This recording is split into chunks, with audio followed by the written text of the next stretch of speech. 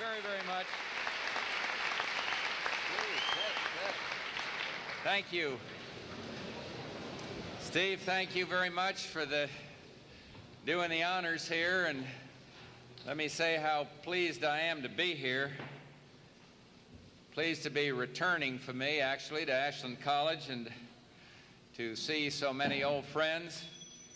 Particularly pleased to see Gene Ashbrook here, Cliff White, who some of you guys in this section may not know it, but he's probably forgotten more about politics than most people will ever learn.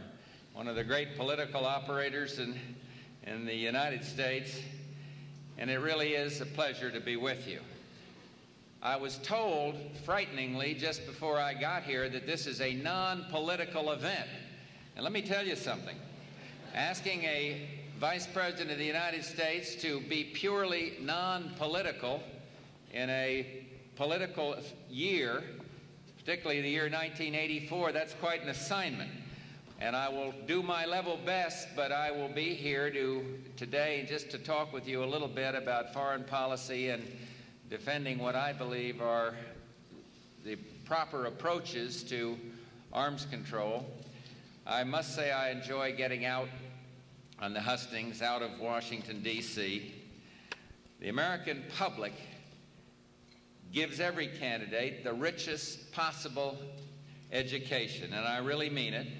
And if you want to get a handle on the variety, the talents, and the greatness of American people, run for office. It's a tremendous, transforming experience, and believe me, it'll affirm your belief in the courage and the goodness of the human race as no other experience could. And besides that, I like being out of Washington with all its preoccupation there of who's up and who's down and kick them when they're up and kick them when they're down syndrome. And it gives me a chance to lay down those newspapers with all the reports about the gloom and doom and the hopelessness of the human condition, and to come see for myself how things really are going. And frankly, there is an awful lot good about the United States of America. Listening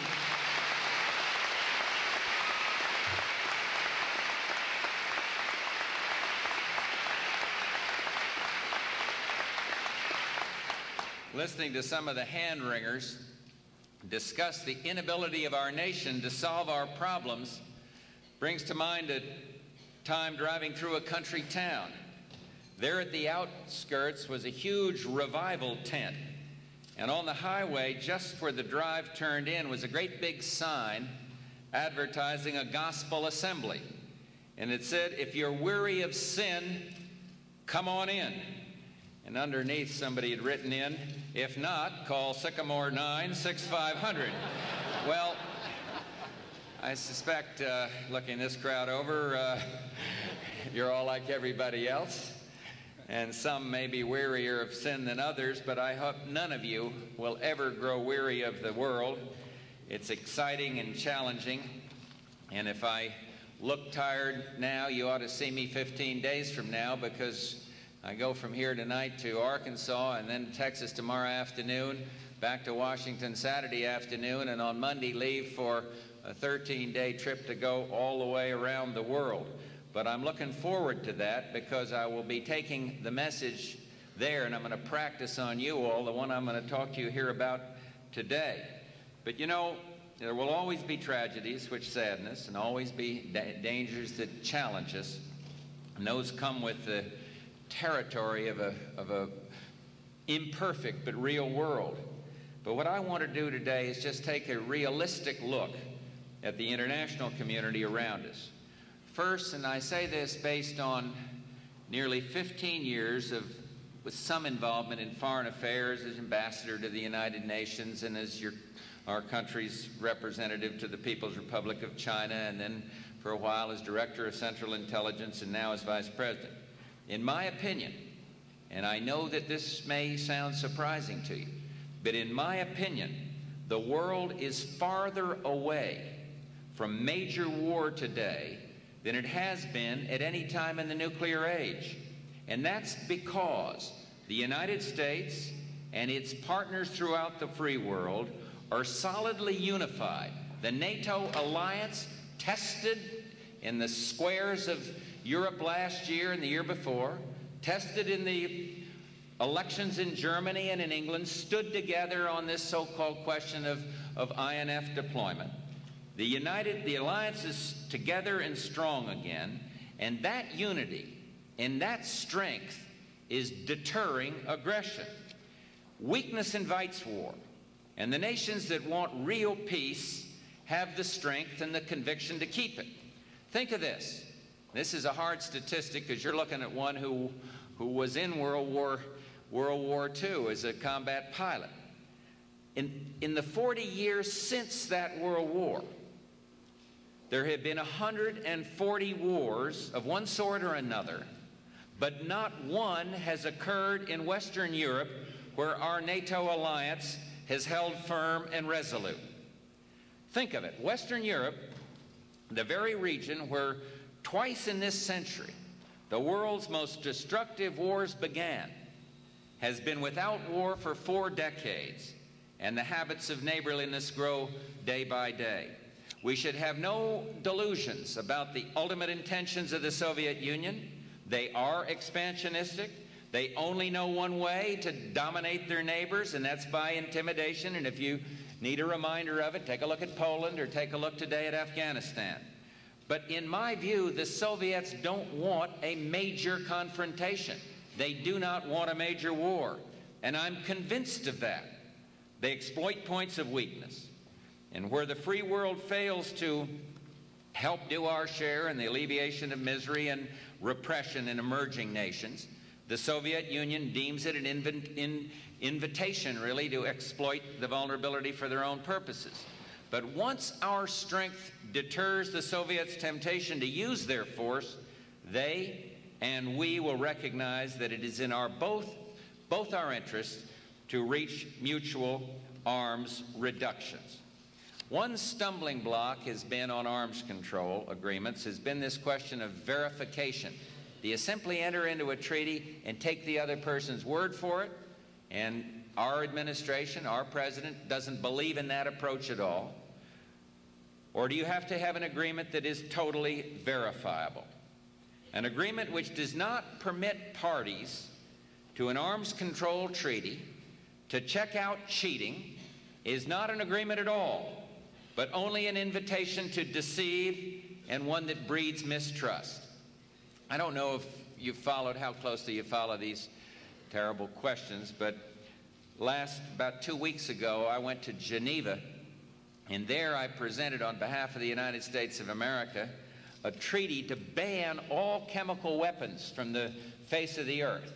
In our treaty, we made proposals for how you accomplish that, you see. We laid it on the treaty in this so-called committee, the Committee on Disarmament, which has many nations as members, the principal member being, of course, the Soviet Union and the United States. But there, the procedures for verification in the proposal that I put down, if agreed to by the Soviets, could become the model for other arms reduction agreement. It should no longer be good enough to say that the Soviets don't like on-site inspection, for example, and therefore we're not going to propose it. Our proposal to get rid of all these chemical weapons contained a proposal that we could go in, or they could come into our country and inspect through international arrangements, international bodies, if they suspected, and there was some unfrivolous reason for suspecting, come in and inspect. And we suggested in the treaty that would be true for every country. Now, some of our own friends are saying, why do you put forward a treaty? You know the Soviets won't permit on-site inspection. And I say here in this college, this university, the reason I feel that way is because we've got, from a moral standpoint, we've got to find a way to ban this kind of weapon. And we ought to think anew about them coming and taking a look in our facilities, and they ought to think anew about their contribution to peace and their contribution to morality by eliminating all of these weapons. So my appeal to our friends and our allies is, please put pressure on the Soviets to say, not to say, you know, we aren't going to let anybody in there. Put the pressure on to say the time has come that we've got to rethink. As Abraham Lincoln, Teddy Roosevelt said, think anew. And then we'll go and take a look and get on with this progress of banning all chemical weapons. So what we're saying is, let's go for new verification method. Why should the Soviet Union want to negotiate seriously when it's shown so little interest in negotiations in the past? And the answer is because they're vulnerable. Their economic system is not working. Right here in Ohio, we've had enormous economic problems. Fortunately, we're now coming out of a deep recession, and we're in the midst of probably the strongest recovery and expansion the country's seen in the last several decades. And some pockets of Ohio are still lagging behind. But if you think the problems in Ohio are serious in terms of the economy, get somebody here to give you an analysis of the Soviet economy. They have tremendous pressure, and their system is not working. The nations of the free world, with the same population of the Warsaw Pact nations, Eastern Europe, outproduce the communist countries by 3 to 1. The gross national product's 3 to 1 higher than those in the communist countries. And at the same time, Marxist-Leninist ideas, despite extraordinary Soviet efforts to propagate them throughout the world, have lost their popular appeal. It's a fact that no country ever has become communist by free choice. And thus the Soviets are isolated by their dearth of products and also by the falseness of this ideology. And that brings me to the second point. Everywhere we look in the world, there are signs that democracy, to which we are committed, is making progress. Democracy is, no question, a complex system of government because it depends on people really taking part in the decisions of the government. It requires for its success literacy, habits of tolerance, a free press, a willingness to compromise, and a sense of community among individuals to take personal responsibility for the general welfare. And that means that new democracies will always have their ups and downs. And as we watch nations progress towards democracy, it's useful to remember that the United States did not begin with a perfection of our own democracy. We gave the vote to women only 64 years ago. We guaranteed civil rights to blacks only 20 years ago. And we've got to learn to be much less harsh judges of others, their first attempts towards democracy, so long as they keep trying to move toward less repressiveness.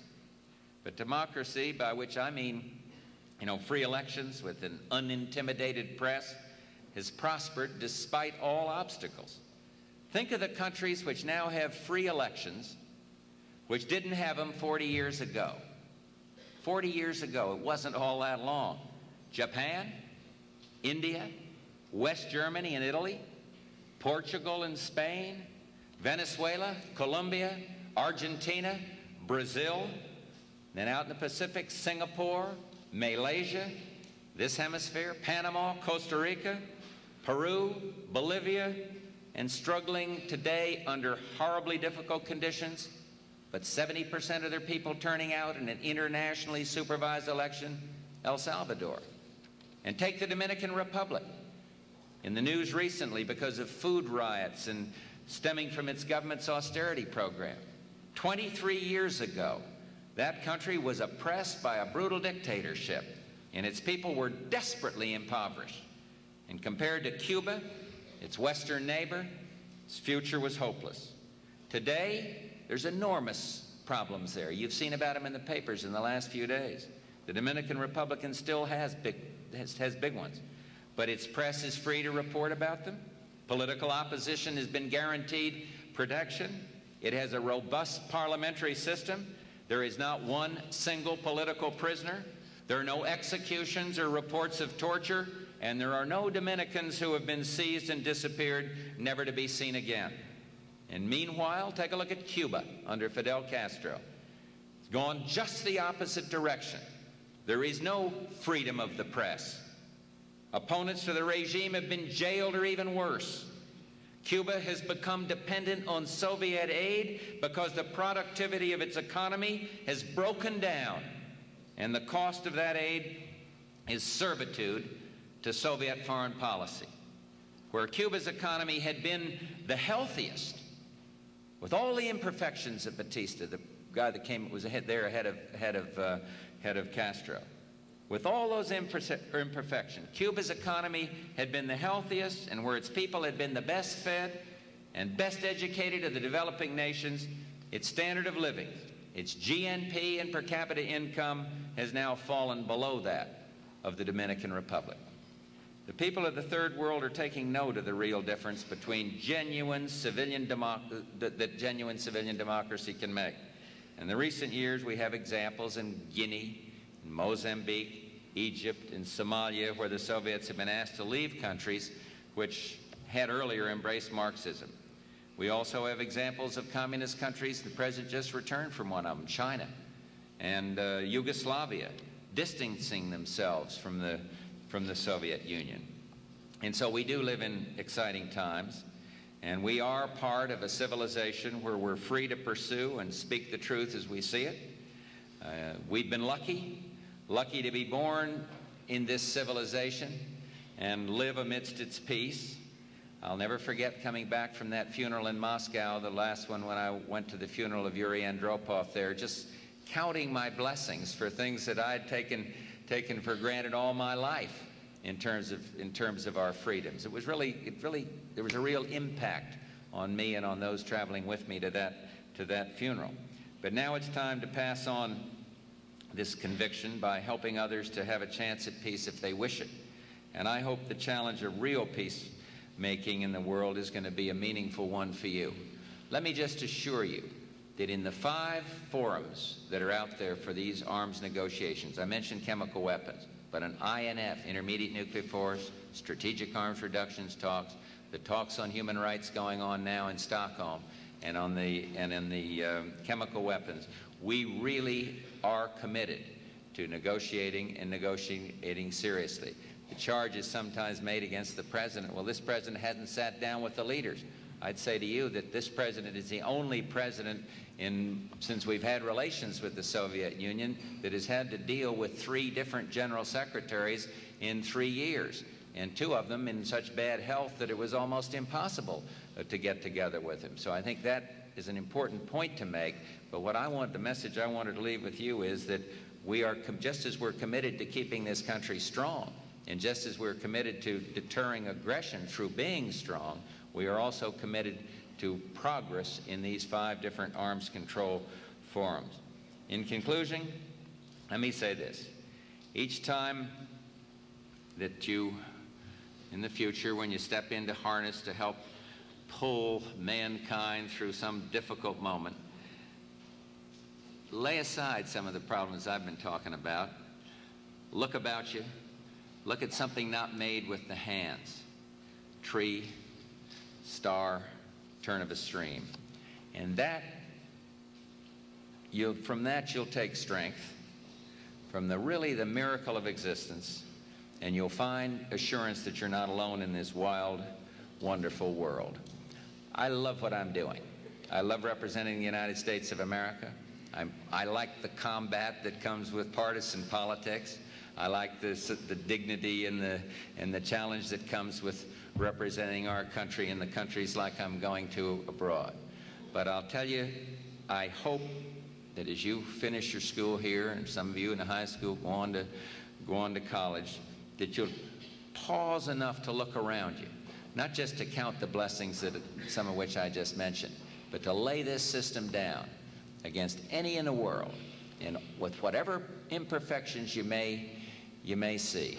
I know, based on experience, you'll conclude that we are the fairest, the freest, the most decent, the most compassionate country on earth.